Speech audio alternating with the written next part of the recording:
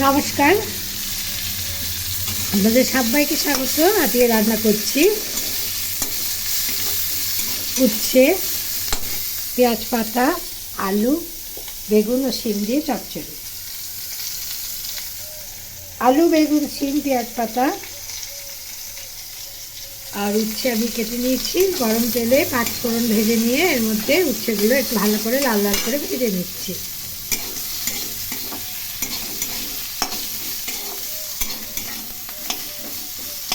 এখন এর মধ্যে আলুর টুকরোগুলো দিয়ে দেবো।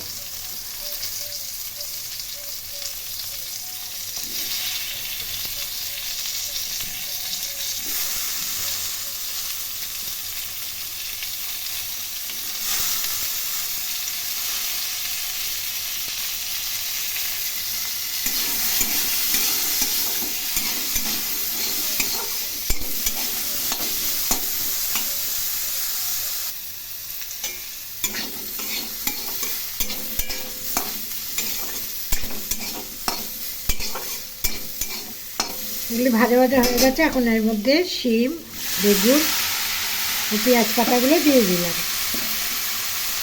গরম ভাতে এই সবজি খেতে বেশ ভালোই লাগে।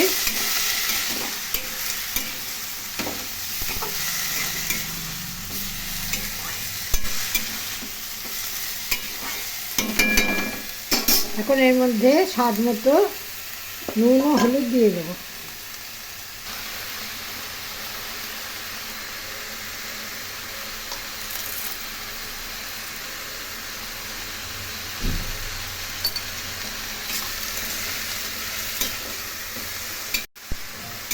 নুন হলুদ দিয়ে দিলাম, দিয়ে ভালো করে নেড়ে চেড়ে।